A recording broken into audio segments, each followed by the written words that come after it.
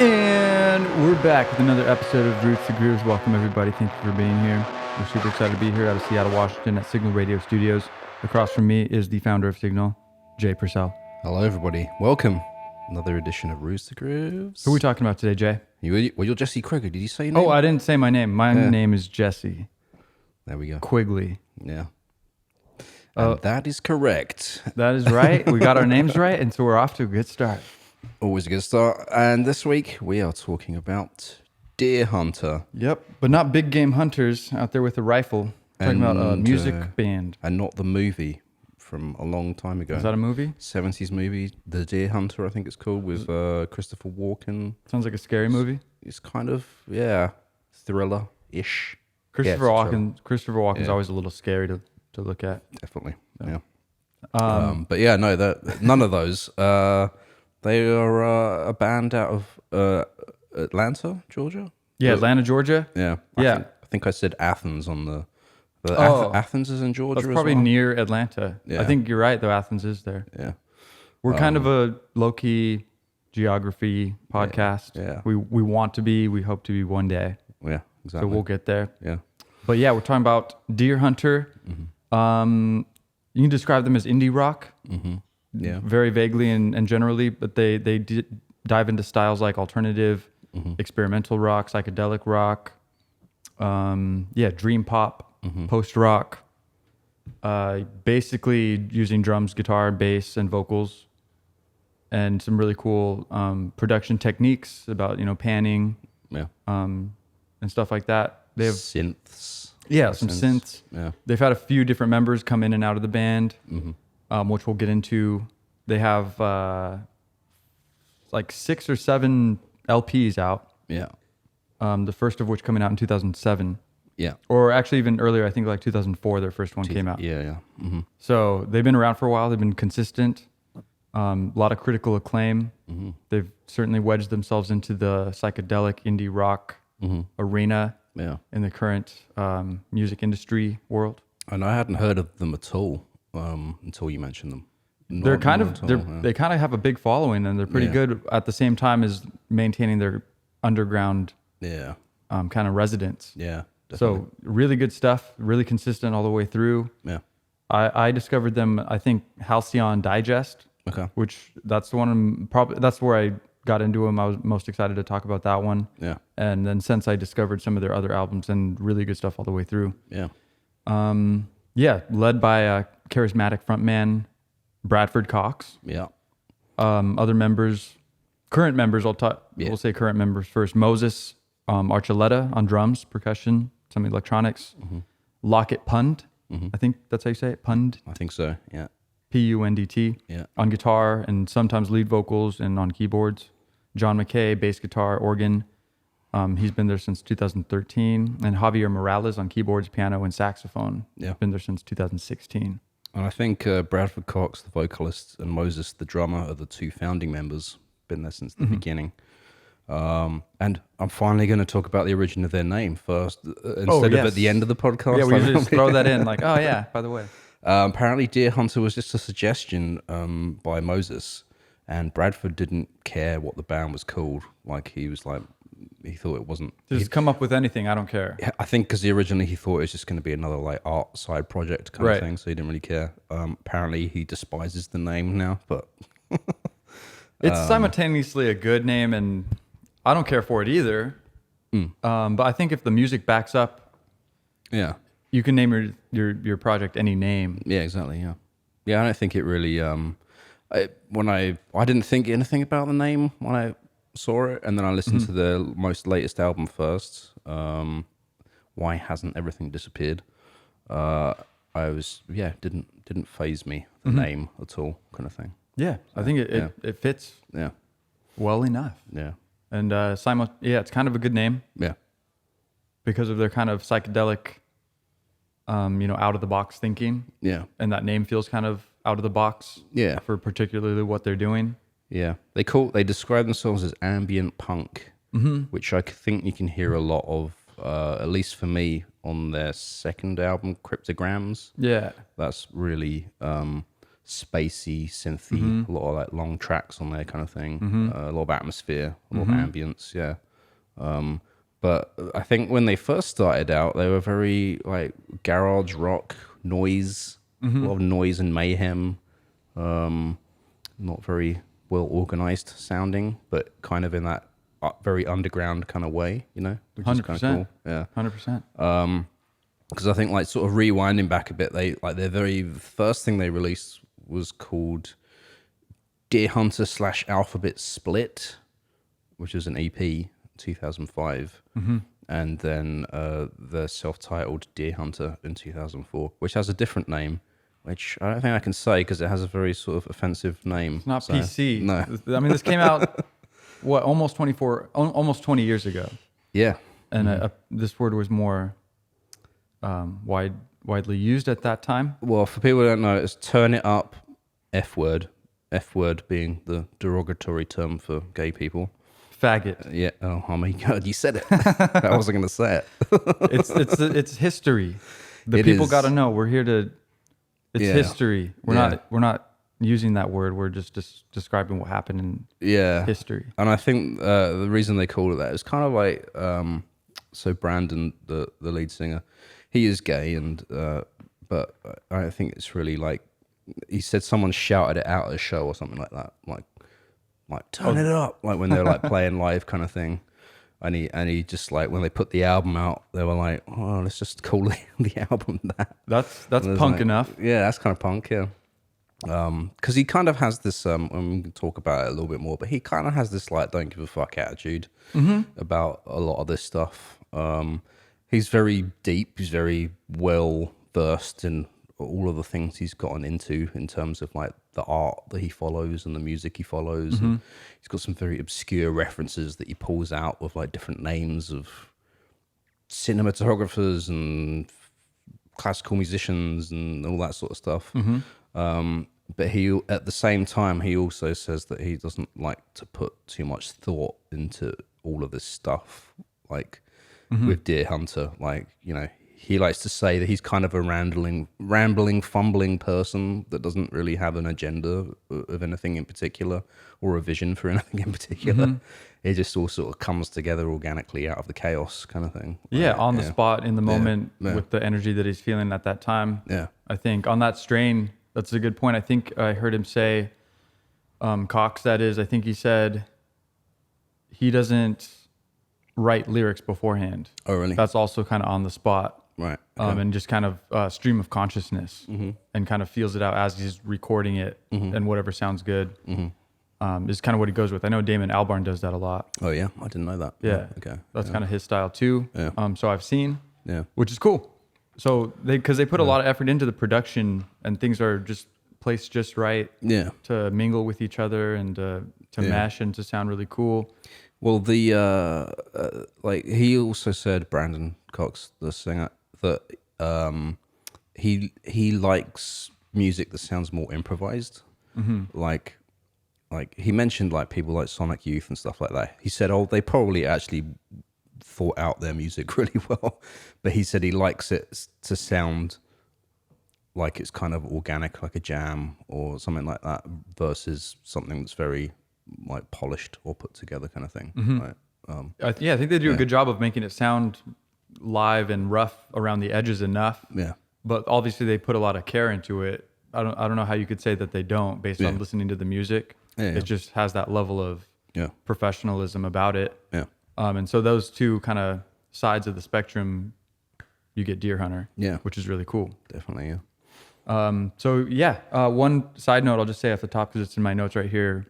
I'm sorry, what I got to go back to is Bradford Cox. I keep wanting to say Brian. I said Brandon as well. Sorry, Mr. Cox. Mr. Cox. Bradford. Okay. Bradford. He made his film acting debut in 2013's movie Dallas Buyers Club. Really? Yeah. So, fun fact. I haven't watched that movie. It keeps coming up on various I've seen it. It's pretty good. TV screens to see. Yeah, did you see him in that? Does he have much of a big part? I think he has a fairly big part. I saw it Yeah. a few years ago, Yeah. and then I just found this note Yeah. during research this week, Right. and I didn't rewatch the movie, but I think he has a significant role, Interesting. if I remember correctly. Yeah. And I didn't know who it was at the time. Okay. Just thought he was some actor, so that's pretty cool. Yeah. I think it's a good movie. Okay. It has It's Matthew McConaughey, yeah, right? all Okay. right. Yeah. Yeah, so fun fact of the episode. Very there you good. go, peeps. Thanks for being here. Good, yeah. We're talking about Deerhunter today. What do we got on early life? So I don't know much about the other members because they don't talk a lot in interviews. It's like usually Bradford giving the interview both in written form and in videos. Even I saw an old clip of all of the band members there, and he was the only one talking. Yeah. And he gave some funny answers, actually, which I'll maybe mention at some point. But Please do. He also said that he doesn't like to be called a lead man or the front person. He said he's an agent of Deerhunter because he says that they kind of have an egoless operation when they're as a band making music and all that everyone's kind of on a level playing field. And he just says the lead person thing is just a consequence of the media, having to label someone or something from the band, and plus the fact that the other guys are kind of quiet. They don't really, they're not out there doing things and saying They're all things just kind of chill and reserved. Yeah, and Bradford does have a very some say charismatic personality. He definitely has charisma. He's definitely very like he's said himself that he talks a lot, and he's like a very sort of fumbling person. And I saw one interview where he was just like, it was like a 30-minute interview, and I think the interviewer maybe got like 2.5 questions in, and the rest of the time he was just like going off, Just rambling. Yeah, but it was actually all really good stuff. But he'd like talk about one thing for a little bit, and then it'd sort of like pivot to like another. It's like it's almost like he asked himself a thought or a question, and it answered it at the same time. But anyway, so all I know is about his background. He grew up poor, he said, working class family, blue collar, he called it. A lot of living in a lot of small towns in Georgia. I think Mississippi, Memphis or Mississippi as well at some point. I didn't know that. Younger, yeah. And he was into music from a really early age, like when Nirvana had In Utero out.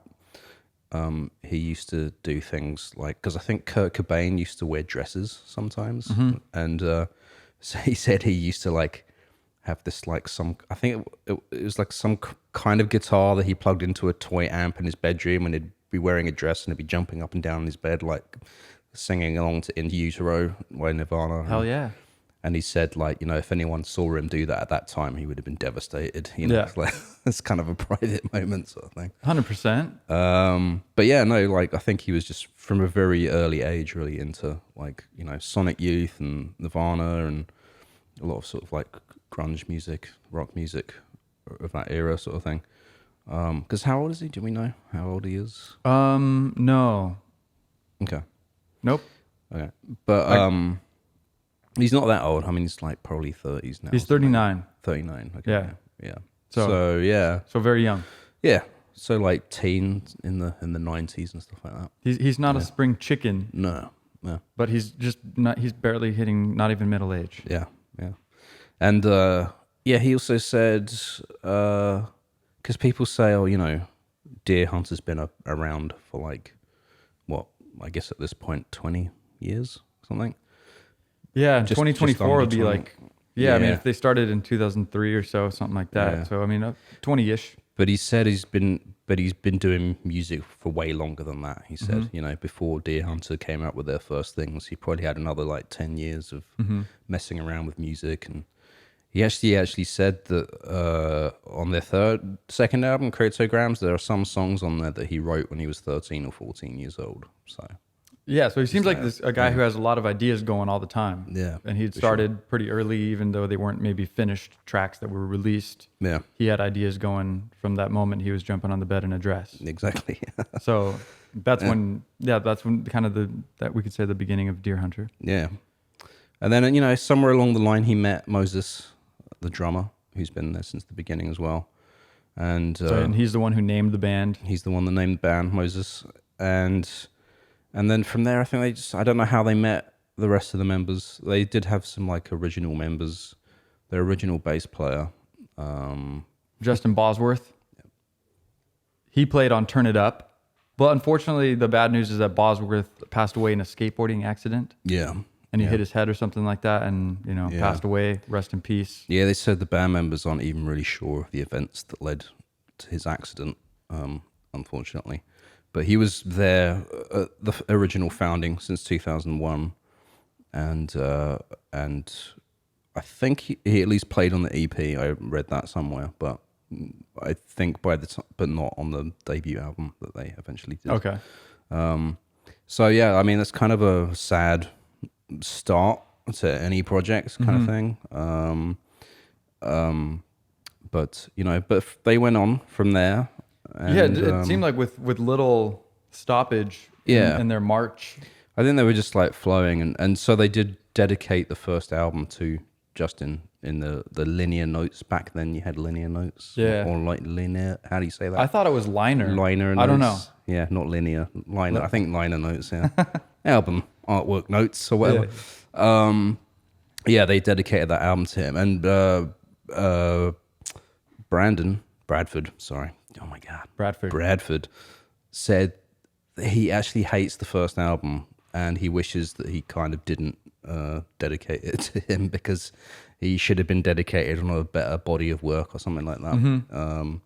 And I don't think you can really find. I did find the album on not their Bandcamp, but the Bandcamp of the record label it came out on, Stick Figure Records. Nice. So it's out there on Stick Figure Records Bandcamp page. Props to the research there, Jay. Yeah, and it's not. I can see what he means about not liking it. He said at the time when they did it, they were super proud of it and they thought it was really good. But since they've progressed musically, up until that point, it was probably the best thing that they've made. Yeah. So, but since then, they're like, no, it's not quite good. And it is a messy album. It's very garage rock. There's a lot of dissonant, like random guitar riffs that go nowhere, that start and then stop and stuff like that. Right, yeah, a little more psych rock. Yeah. A little more wild garage, like you said. But we could play a track, because I did like a couple of the tracks that I heard off of this. Let's just get a little taster teaser. Yeah. The second track, Adorno, which I think also came out on their first EP and then was also included on this album. So we got a 2-for-1 on here. There we go. Represent their first EP and their first album.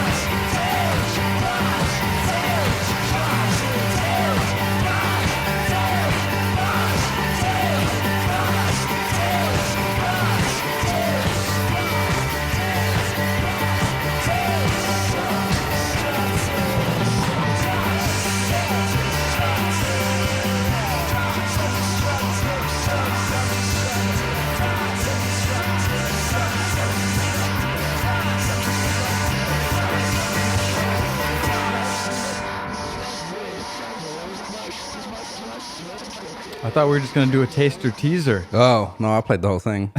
Sorry. Yeah, you did. Well, I said it gives you a taster of what the first album was like. Yeah. Slash EP before that, because that track Adorno that we just played featured on both of those. Well, I mean, I like the energy. Yeah. Pretty one dimensional. Yeah.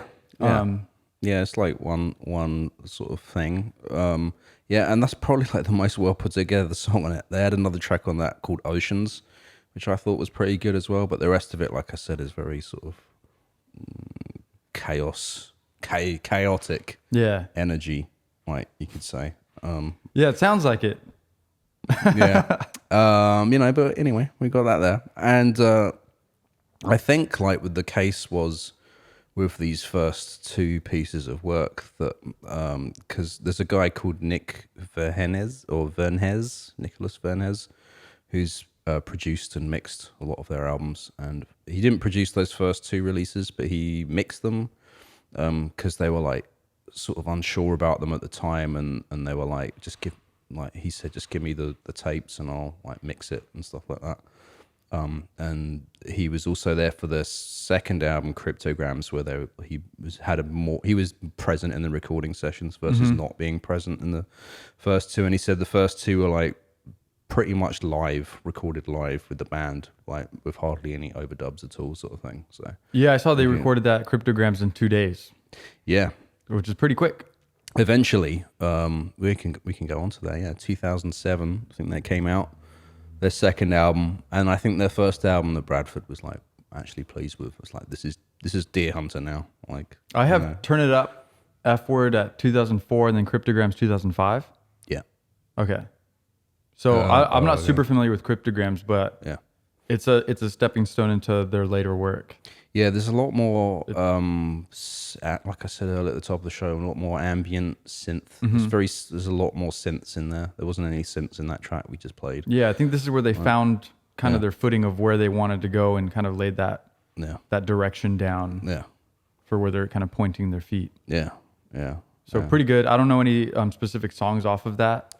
Yeah, I don't either. Just as a project, it's good. It's less garagey than that first album. Yeah. But it's on its way to the more refined Deerhunter that became after this. Yeah. And I think they had a kind of a hard time getting to record this album because, like we said, their first bass player, Justin, passed away. And they said they played a bunch of shows and then they got in touch with this woman who was in another band, I think called Samara, is her name. Samara Lubelski, and Bradford didn't have anything nice to say about her. He called her the B word in an interview that I saw. Basically, like, you know, they were playing at some show. They're all part of the same scene in Georgia, kind of thing, and she liked them and invited them to record at this studio I think it's called Rare Book Studio or something in New York, and he said they recorded it all. And they said it just wasn't working. They didn't get on with her. Like, you know, I mean, I don't want to talk ill of someone I don't know, but he like I said, he didn't have any nice things to say about her. He also said he was going through some like his own mental issues at that point, sort of thing. And the fact that their friend and former band member had passed away, and it was just all of that going on. It just didn't create a good atmosphere for writing and recording music. So they did record like an album's worth of material, but they scratched it all. He said he still has it on a scratched CD or under his bed, and like no one will ever hear it again. But apparently, they did leak a couple of tracks off of that. Yeah, they did release it. Yeah, I think maybe not even to their knowledge, or their label kind of went behind them, maybe and kind of pushed it out. Yeah, because they had the masters or something. Yeah, but they said there's this other band that I hadn't heard of them, the Liars. Have you heard of them? Apparently there's this other band that they're really friends with, and it was that band that convinced or encouraged them to sort of take another stab at it, kind of thing. So I think they had the songs, and they just sort of worked on them some more, and re-recorded them for Cryptograms with their producer Nicholas or Nick. And so that second version is what came out. Yeah, what we know as Cryptograms. Yeah. So I mean, that's cool. Yeah. Putting the perseverance into recording like essentially the same quote unquote album twice in a row. Yeah. It's a lot of work. Dedication right there. But like you said, they did it in 2 days. So they kind of went in with a plan, right? And knocked it out. No, it goes to show if you have a plan, you can bust it out pretty quick. Exactly, yeah. So then Microcastle is next album up. What year did that come out? 2008. Yeah. So I think this is where stuff starts getting good. Yeah. This one's it's more lush. Mm-hmm. It's more transporting guitar pop. Mm-hmm. I think this is where they kind of started to get some critical acclaim. Yeah. And this was their debut on the charts as well. Yeah. Is everything okay? Yeah, we got the heater. Heater's acting up. Studio heater. So this album's more crisp. Mm-hmm. Really good, concise songs. Mm-hmm. I think that thing's crazy. I feel like somebody's throwing rocks at me or something. It was pretty distracting. Yeah, we're gonna have to switch off the heat in the studio for future episodes. It's toasty in here. It is toasty. So this album leaked online months before it was scheduled. I read. Yeah. And in the meantime, the band recorded another album, Weird Era. Yeah. That was included with the Microcastle official release. Yeah. They've been pretty prolific because between these albums as well, they've done EPs as well. Right. They did Fluorescent Grey in 2007, On Platsio Island in 2008 as well.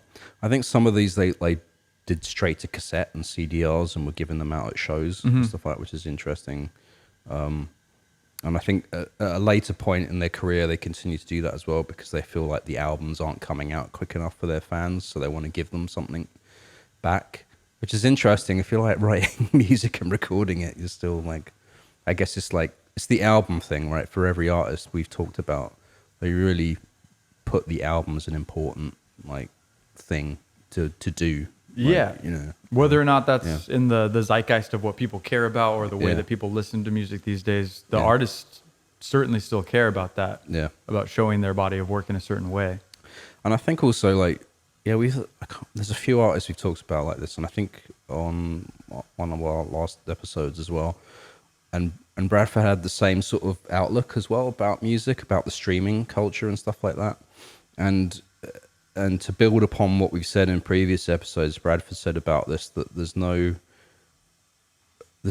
context behind the music anymore. Mm-hmm. He says, he's another artist that said that he doesn't think people should have access to all the music that's been released at your fingertips, which I don't necessarily agree with, but I see where they're coming from it. Like he said, there's some songs out there or some albums that really made a difference or pivotal in certain, in the history, not just the history of music, but history of life kind of thing. He didn't mention NWA, but for example, Fuck the Police from NWA, that was a big thing just culturally at that moment in time, it getting banned, it having all these repercussions with the LAPD and stuff like that. He didn't mention that, but I'm mentioning that in reference to what he said is you lose the context of the music. It's just another song on the playlist now. If you have Fuck the Police on a playlist to someone new who doesn't know the history of when that song came out and all that, it's just another song on the playlist, So he thinks that, because of the streaming culture and that there isn't that importance on the music anymore, or its place in time and when it came out and what was going on then when it came out and stuff like that. And I think that's it's another sort of outlook to why, for example, he and Deerhunter want to do albums as well as bodies of work kind of thing, instead of just the songs, the song culture sort of thing. Yeah, again, because this guy doesn't have a plan. He's not trying to dominate the world with his music. Yeah. But they're doing it for themselves. Bradford's writing for himself, for his own kind of cathartic experience. Yeah. And sharing his emotions through his musical career. Yeah. And providing context. Yeah. Hearing a song in an album will make it sound a little bit different than if you just heard it streaming alongside some random songs in your playlist on shuffle, for example. So 100% back it up. I don't know if we should not give people access to all music. I don't know how that would be regulated in any way. See, this is, I think, who did we talk about last week? The Scottish group or the Scottish and Irish Bro, band. I barely remember 24 hours ago. Yeah, me neither. It's been a while. Django. There you Right. go. Yeah. Yeah, we talked about Django on one of the last episodes, and they were saying the same thing. The guy from that was saying the same thing about like he doesn't think having access to all music is good. I don't agree with that. I understand what Bradford's saying about the context. Like that makes sense to me. So it's like how do we go forward in music and having stuff available to people? And I mean, maybe I don't know. It's just different times, right? It's like it's different. I mean, times. we're Like, living in a time that's changing. There's not something that stands still and like static that we can respond to or react to. Yeah. It's like every day is a little bit different and it's constantly changing. Different platforms coming up, platforms going down. Well, so here's another thing he said, Bradford, about an EP they did, Fading Frontier, in 2015. He was asked about the title behind that, the meaning of the title. And he said he feels that culture is fading a bit. He says he thinks tastes are being engineered. He said everything is content, everything's editorial, everything is designed to push you one way or the other. And he feels very diminished by that, like as a person kind of thing in the world, you know. So I think like to kind of think about streaming, everything available, context of music, and the fact that there's just so much shit coming out now constantly and everything's content. Like, I don't know. I think we're in a time that's evolving right now. No one really knows where it's going. Like, yeah, you know, and there's no leader. There's no leader. Has there ever been a leader though? I mean, I don't know. Like, there's been musical reactions to political movements, right? Yeah. In music throughout the past, like, you know, you've heard protest songs. Yeah, and that's like one of the things where a lot of this really great music and these genres even come from like rock and roll, punk, with these attitudes that are like, you know, against the system, like we're gonna do what we want, we're in power no matter what you say. Yeah. And that's kind of the punk atmosphere. Yeah, like Sex Pistols, and that was a whole big thing when they God Save the Queen and all that. And was it God Save the Queen? I don't even know. I don't know name of their song, I but think you know, the Sex Pistols are overrated. Yeah, they are. I would agree. Their image is greater than their musical. I think looking back on them now, they seem very pop and mainstream. Mm-hmm. Like they were like provocateurs of the time, right? But I don't think they were actually like punk. No, they were like orchestrated punk. Yeah. Like punk for the masses. Right. Yeah. Engineered. Yeah. You know, for an image. Yeah. But neither here nor there. Yeah. See, there you go. But you wouldn't know that if you just had a Sex Pistols song in a playlist randomly somewhere. So, I mean, I think a lot of, you know, audiophiles and music lovers know that context can add a lot to a song or an album or a band. Yeah. Well, like recently, just on the streaming platforms, there are a lot of people I've listened to that have been talking about lockdown and COVID and Black Lives Matter. Like, you know, there's been a lot of lyrical things that have come out around that, I think, which might have resonance in the future if you listen to that music. I don't know. I mean, one of people are like, what are they talking about? I don't know. Like lockdown, like there's a lot of been like weird lyrics, the weird song, like the music's good, but there's been like weird lyrics about like just me and my dog. Can't see my friends. Historians like are going to be looking in the past at the 2020 music and be like, why were all these people depressed and alone? Exactly. Yeah. Okay. Anyway, sorry. No, we're talking about Microcastle. We're talking about the band Deerhunter. Yeah. This 2008 release Microcastle. Let's play a jam off of this called Nothing Ever Happened. Yeah. So this song still has the energy of like that early song off Turn It Up. Right. Okay. And then the first song we played was Agoraphobia off this same album to open up this show on Roots to Grooves. Yeah. And I want to play that song because it shows a little more delicacy, a little chillability, and how they've kind of calmed down and they're reaching towards other dimensions. Okay. And then this song kind of brings it back with that old energy, but with a new finesse. Nice. So it's a little engineered a little bit better, cleaner, more punchy, and it's a really good song. So let's play this Nothing Ever Happened off Microcastle 2008.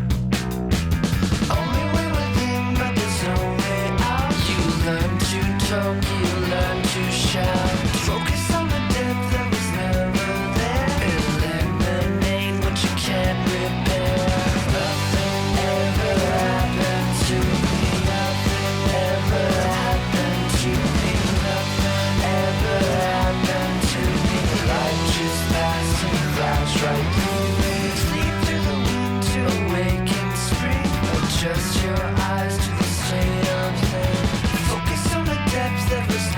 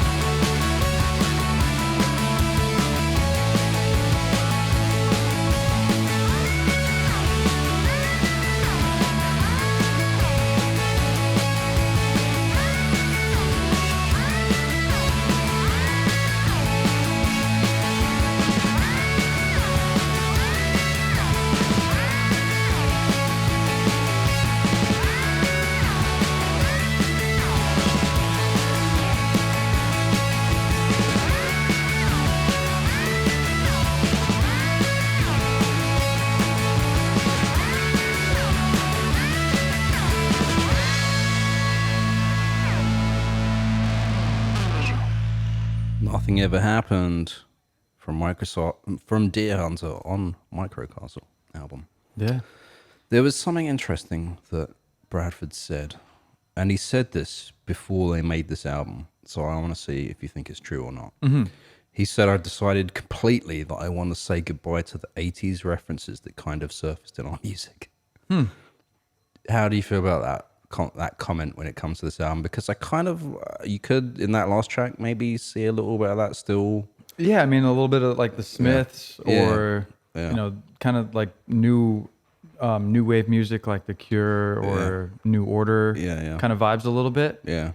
Kind of alternative, upbeat, you know, nice melodies and stuff. Yeah. And then that's what I'm saying. Like they came from this energy, and the stuff that I really love from Deerhunter is they're more chilled out, psychedelic, kind of odd, adventurous music. Yeah. And I think that's what they're most known for. Yeah. And so, yeah, I'm excited to talk about Halcyon Digest up next. Yeah. But I can totally see how that's the kind of line at Microcastle. And then, I mean, we can talk about Halcyon Digest because that's probably a good transition, like you just said. Yeah. Is a kind of a turning point for... Yeah, in sound and direction. Yeah, totally. They've kind of reached their end. Yeah. With what they were kind of trying to do with those sounds, and then they kind of found their footing of where to go. Yeah. But yeah, Microcastle debuted at 123 on Billboard 200 albums chart in 2008. Despite being leaked, he said. Despite being leaked. Yeah. So pretty good. Yeah. And then it features some more kind of pop sensibilities. Yeah. Which maybe some of them they want to get rid of, and some they want to go more towards. Yeah. It seems like. Yeah. In between that time, Archuleta, I think they took a little bit of time off. Yeah. Archuleta attended culinary school. Yeah. And Favre concentrated on running his label called Army of Bad Luck. Right. Yeah. So they were all kind of doing a little bit different things. Yeah. They'd stopped touring for a while, and then, they came out with Halcyon Digest, if that's where we're at. Yeah, because before that, they were doing some pretty big gigs. They opened for Smashing Pumpkins, 9 Inch Nails. Crazy. Yeah, so they were hitting their mark. They were coming up still coming up. And then I think Halcyon Digest, they kind of arrived. Right. Officially. Yeah. Halcyon Digest, if we are there. And in between, Weird Era was also there in 2008. Yeah. And we'll kind of skip over that. Yeah. I'm not super familiar with it. Yeah. I bet there's some cool stuff on there. And I think it was sort of combined on the Spotify release, Microcastle and some of the tracks from Weird Era sort of combined somehow in that release. Yeah. On the streaming platform, at least. But, I think, I don't know exactly what the story is, but I think they're all separate songs, but they were just released kind of at the same time. Right. Yeah. But it's on Spotify, for example, it's shown as 2 different albums. Yeah. So neither here nor there, either way. Yeah. But Halcyon Digest officially, so this comes out in 2010. Yeah. There's 11 songs on it. And this is where I kind of discovered them. I think that it just came up on you might like this song if you like this song. Right. They reconvened after the little hiatus in 2010 to record Halcyon Digest, produced by Ben Allen. This popped up at number 37 on the Billboard 200 albums chart. It features like a little less tension. Like I said, it's kind of a little more chill. There's lush production, really good memorable melodies and hooks. And the instrumentation is lavish. Okay. So it's lush. It feels good. I don't know if it's too soon, but we could play a song right off the bat. Yeah. So we're gonna play Revival. I think this does a good job of showing new steps in a new direction, and new capabilities and new adventure for Deerhunter. So I think Revival shows that really well. So let's play Revival.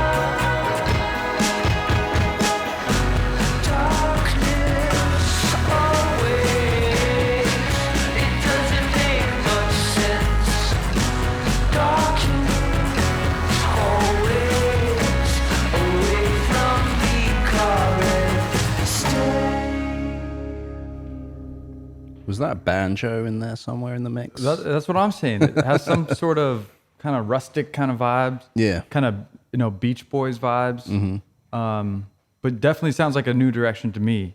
It's interesting because at a certain point, and this was a long time ago, very early interview before all these albums, Bradford was saying that he liked to listen to, I forgot what he called it, like sort of post-pop music of the like 60s and 70s.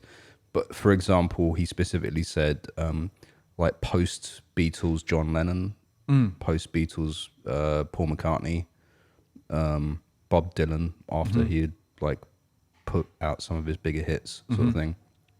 With John Lennon also he said Plastic Ono Band, you know, the stuff that John Lennon did with Yoko Ono.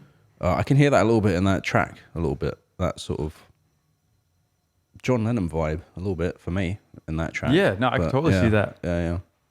Even a little bit of the vocal stylings. Yeah. It does, yeah. And I like Bradford's vocals, how he kind of approaches it in that non-perfect way that is perfect for the song. Just the use of doublings, just the general production of this track Revival that we just played. Yeah. With like, what was it? A banjo, maybe a mandolin. Yeah, but mandolin like maybe. Acoustic guitars, you know, panning. Yeah.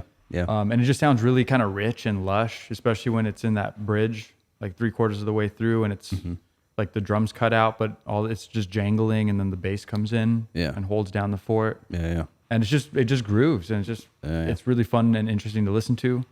And that song's kind of short and sweet. 2 minutes 13 seconds. And so that's one of the tracks that like really caught my eye. But before I even knew who Deerhunter was, I knew some of these tracks, and I just hadn't. They come up on shuffle or something. I'm like, that was good. Like, didn't look at the band name. And then only like until relatively recently I was like, oh, whoa, all these songs are from the same band. Like, I actually have to look into this band. Because they're actually this over 2 decades worth of music. They're coming out with consistently good stuff that I keep liking on Spotify or whatever. So I got to check them out. Here we are today. There you go. So I really recommend Halcyon Digest. I would recommend starting with this album if anybody cares about Deerhunter at all. There's like 3 or 4 big songs off of there. A few with like over 20 million streams. So good stuff. Anything you got on Halcyon Digest? No. He said there wasn't much thought or vision behind the name even. He said it was just 2 words that he liked together kind of thing. Yeah, I don't even know what Halcyon means. But he also says he doesn't want to make it seem like they don't care. Like when he says these things, he says that in the same breath as saying there was not much thought put into it. It's like they care, but they're like, we don't. I think one of the things he said is like he has a hard time really explaining the decisions or whatever, which is fair enough. It's like, you know, you're making an album, you're doing these things, you make those decisions for a certain thing at that point, and then you kind of have to remember it so that some journalist can ask you about it later on, isn't it? You know. I think it goes to show some of these decisions aren't, I don't know, are essentially not important. Yeah, they're like creative decisions that are made in the moment, thoughtfully, but it's not like they're major. It wasn't the goal of the project to have a good band or album name. You know exactly. Yeah. But anyway, I looked up Halcyon. The definition: denoting a period of time in the past that was idyllically happy and peaceful. So cool. Okay. Digesting that. Yeah. Digest that, Jay. Digest that. All right. So good stuff. Yeah. We'll have a time for an ad break right now. We'll take a break. I'm just kidding. We bring you this show for free. Do you need a pee break? Is that what you're saying? Not even. I'm close to a pee break, but it's fine. Keep going. Let's go on to Monomania then. Yeah. In 2012, Favre left Deerhunter. Yeah. Shortly before they prepared to make this 5th album. Yeah. So with Josh McKay stepping in on bass. Yeah. Guitarist Frankie Broyles joined the fold. They joined the band just as another guy. Okay. And then the band returned to Rare Book Room, that same one where they did that album where they recorded it twice. With Nick Verhez. I want to say his name correctly. I don't know. Verhez? Vernes? Vernes? Vernes? Vernes? Vernes? Vernes. Yeah. Yeah. Anyway, Yeah. 2013, Yeah. raw, confrontational, Yeah. monomania. Yeah. This hit 41 on the Billboard 200. They appeared on Jimmy Fallon playing the So- title track as so well. they've made even. it. They made it. I mean, if you're playing a late night show, Yeah, that's a pretty good sign you're doing pretty good. big. Yeah. So yeah, this one again, this shows some more progression of the band. Yeah. A little bit new direction. It's a rougher aesthetic, kind of back to a little garagey. Vocals are really kind of mixed high in the mix, and the music a little more like washed out in the background. But the guitars are still clear and up front. Yeah. The drums are kind of dirty and gritty. Yeah. And overall a little bit of a more lo-fi sound than Halcyon Digest. I mean, yeah, those are my notes on that album. So it's pretty good. I'm not as familiar with this album, but there's a bunch of good stuff on it.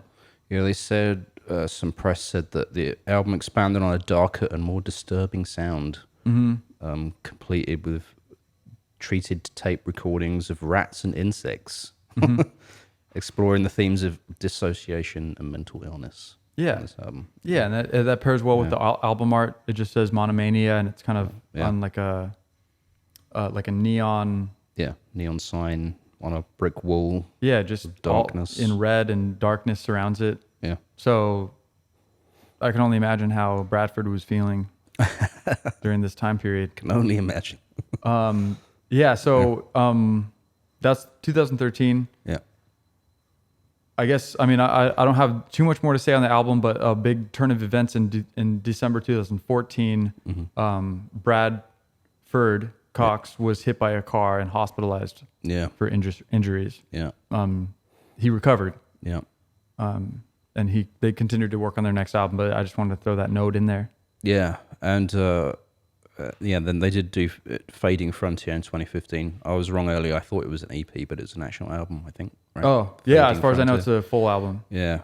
And, we're just going to skip over these because they've had so much stuff out. No, like, 100%. But, yeah, and then, unfortunately, so their bass player, Josh Farver, already left the band before Monomania was recorded.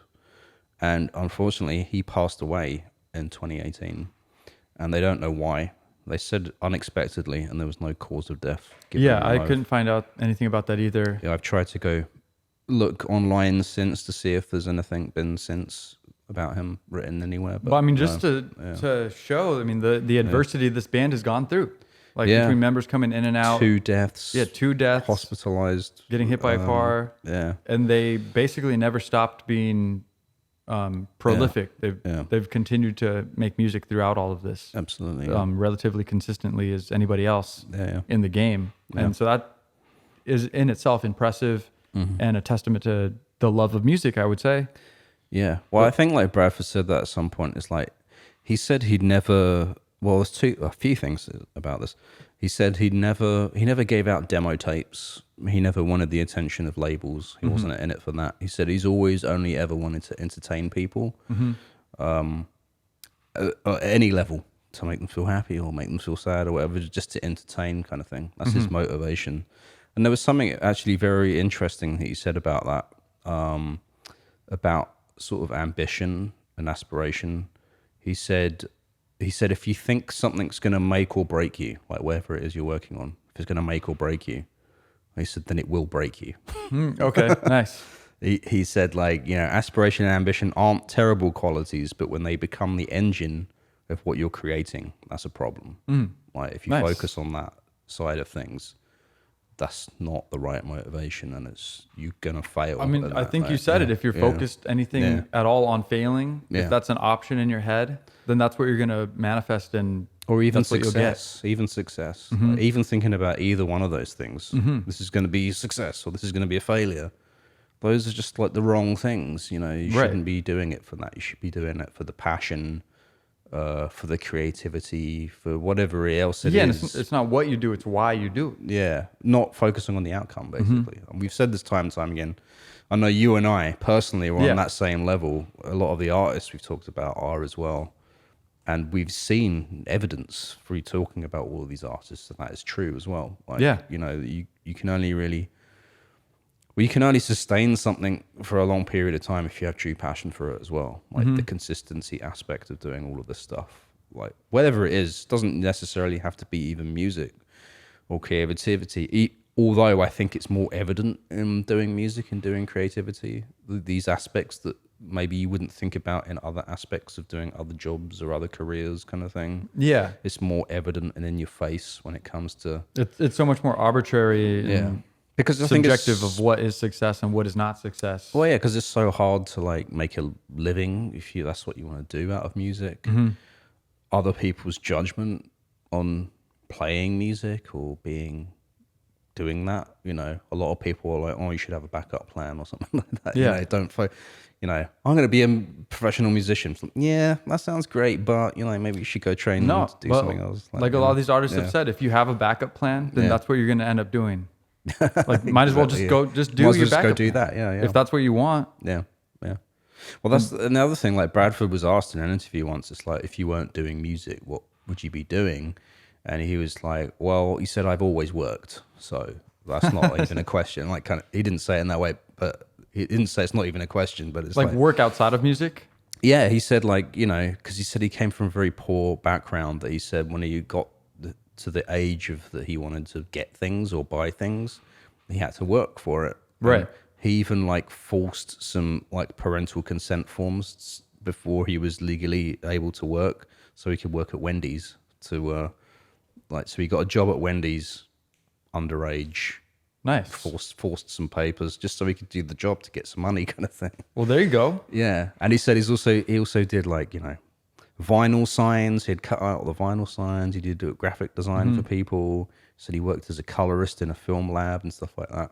So the question of he said he's always worked and music was a hobby for the longest time, kind of thing. Yeah. Until the music could overtake that and pay his bills and stuff like that. Sustain himself through that. Yeah. Yeah. So it's I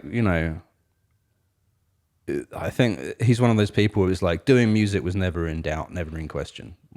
Even if he couldn't make a living out of it, he would do that forever. Right.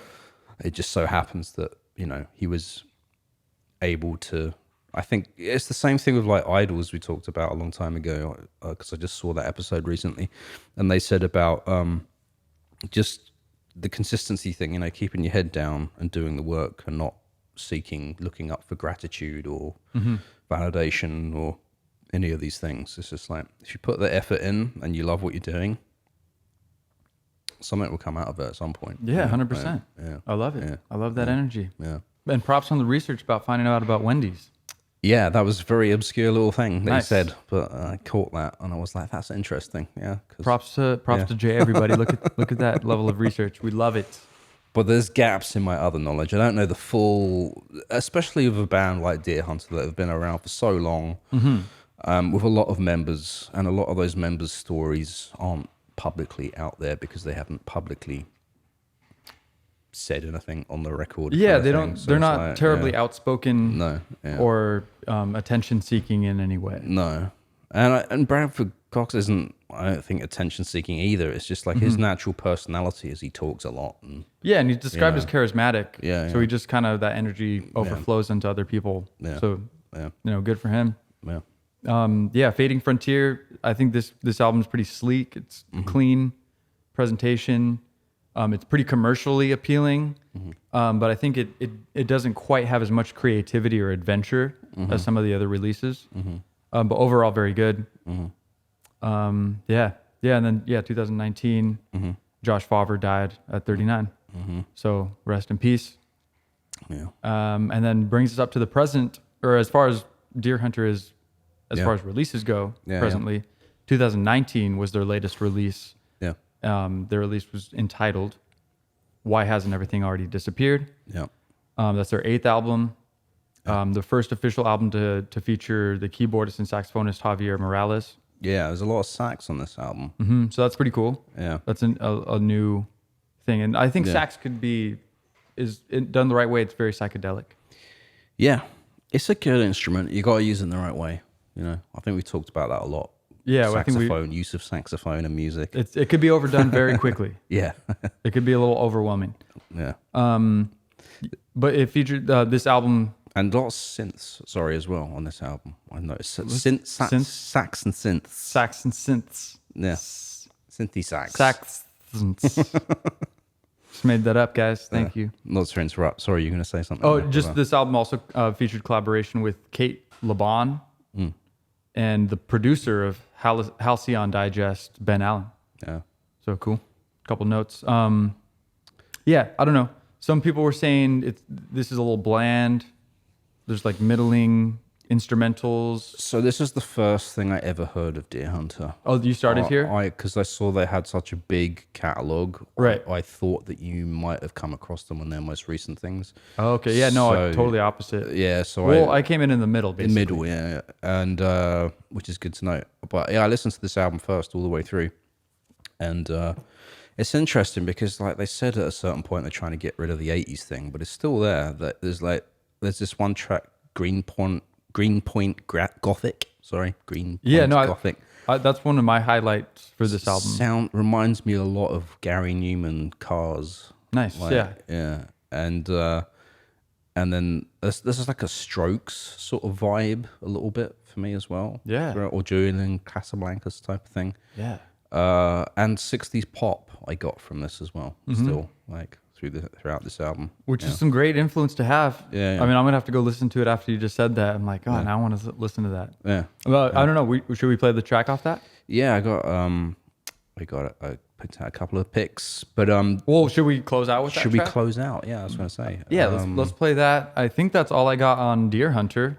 Yeah. Overall. Yeah. You got anything else?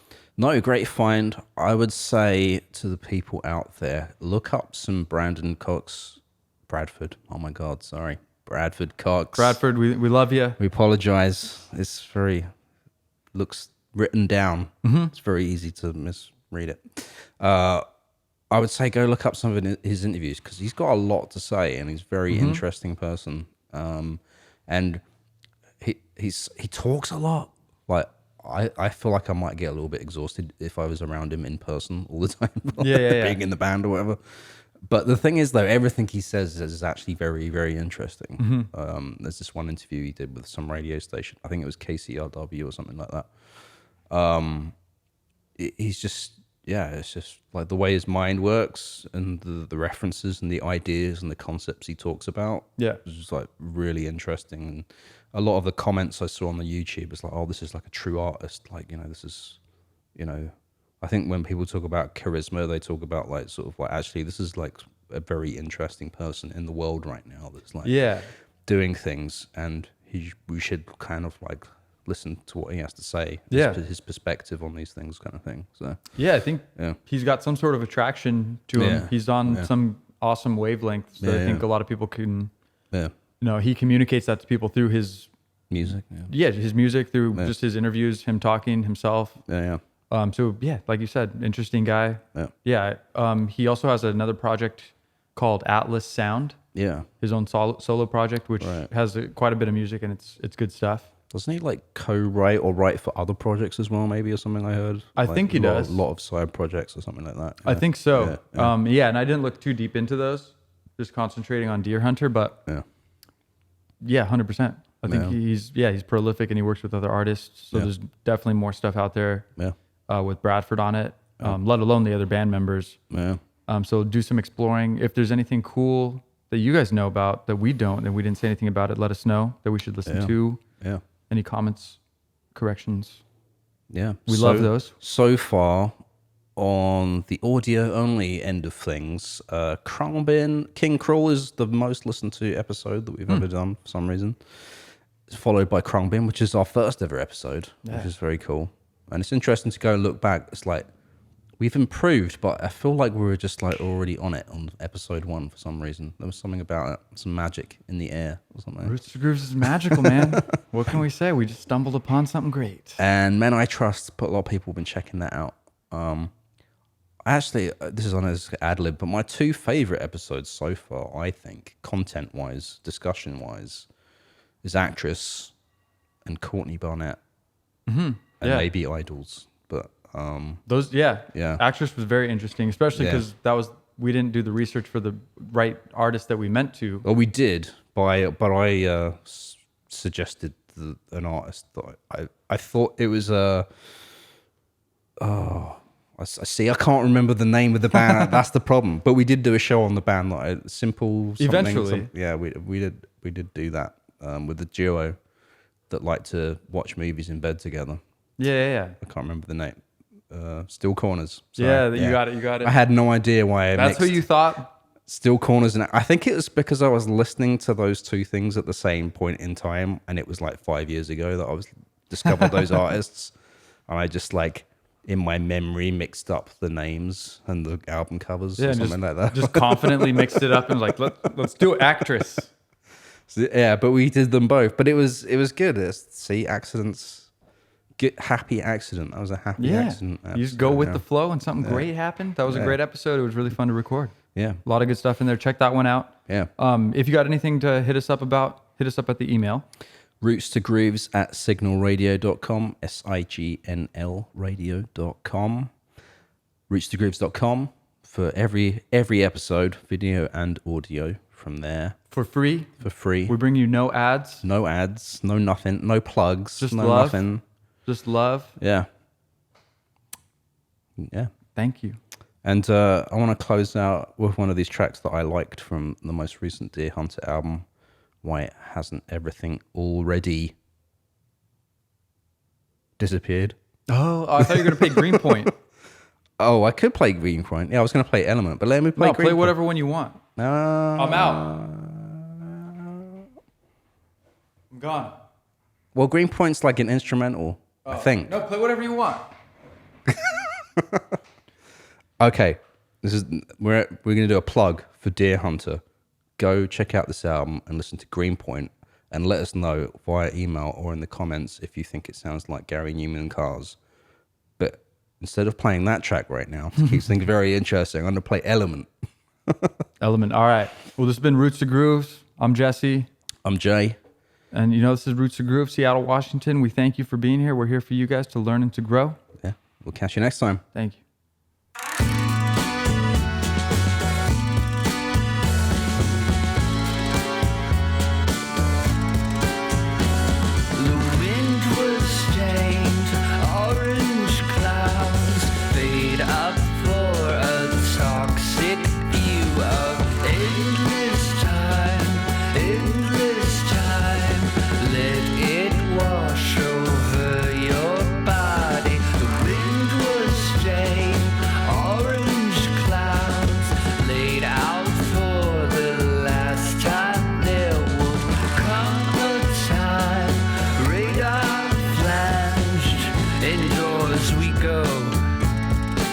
Said, do you go? Elemental, completely gone.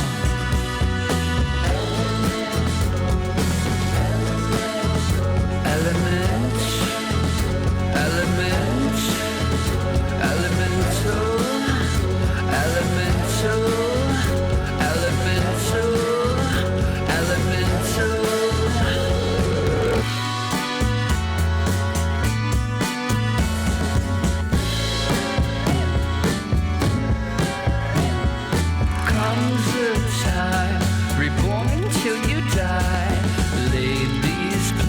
out on the paper. They said he was gone, never coming home. I'm gone, I'm gone, I'm gone, I'm gone.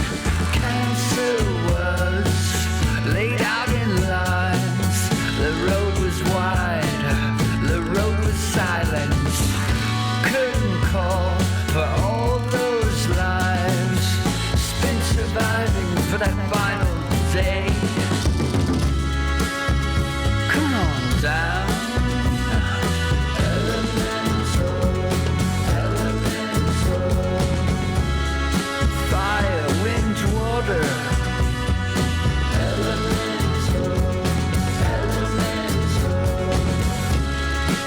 There will be time to see. Elemental. Just watch me shocked. It's elemental how I move. It's elemental how I move.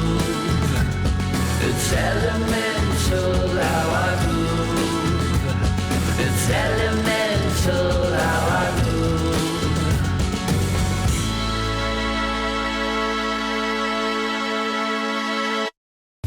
Roots to Grooves is a production of Signl Radio. For more music and independent culture, visit signalradio.com. That's signl radio.com.